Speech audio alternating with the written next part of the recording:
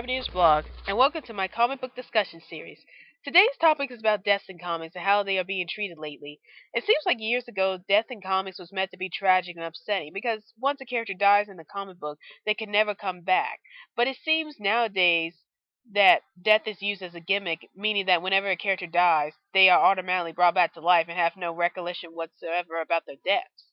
I think that the comic industry is now using comic book deaths as a way to make more money on the event where the character dies, since many fans will buy into the comics if they find out that a character would die in whatever event they are involved in. But the problem with this is that now that the death of a character is being used as a marketing tool instead of being used to further develop the story, we start thinking, oh, well, if that character dies, then he or she would be brought back to life eventually, instead of thinking, oh no, that character has died, we will never see that character again. Over the years, there has been many great comic book deaths that has really made the fans really respect the situation where a character dies, either for a good cause or because of a circumstance that is beyond their control. The death that probably changed a popular character's life was the death of Peter Parker's, aka Spider-Man's uncle, Uncle Ben, who has to this very day remained dead, which led to the saying everyone comes back to life except for Uncle Ben. What was so important about Uncle Ben's death was that he was the one who taught Peter that with great power comes great responsibility. And if it wasn't for Uncle Ben's death, Peter Parker probably would have never learned how to handle his alternate identity Spider-Man in a more responsible manner.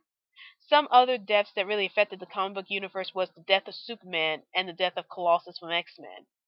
The death of Superman was a huge deal because when Superman was killed by Doomsday, it pretty much told the fans that even the Man of Steel couldn't avoid the clutches of death. In the Legacy Virus arc of X-Men, X-Men member Colossus died during this arc by sacrificing his own life to protect the mutant race from a deadly virus. And this death was extremely memorable because Colossus died for a very good cause.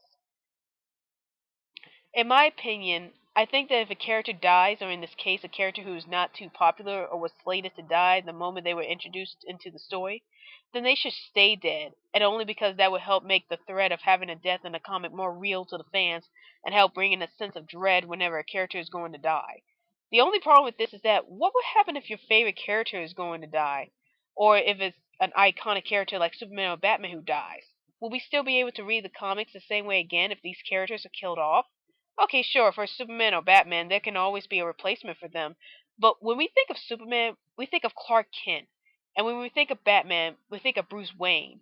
And since they were the characters who started the origins of some of the greatest comic book heroes, it would be difficult to replace them if they died.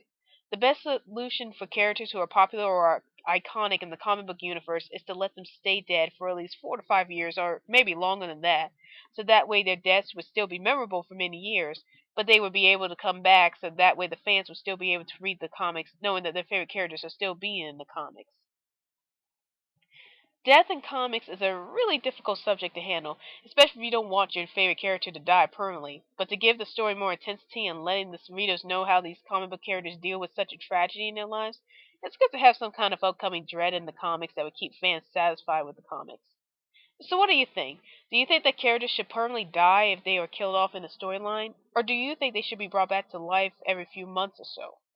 Feel free to comment below what you think, and if you want me to answer a question that relates to comic books, then feel free to ask me in the comments box below. Also, feel free to follow me on my Twitter account, which is in the description box below, so that way I would keep everyone updated about my next videos. This is Rabbit Ears Blog, and I'll see you later.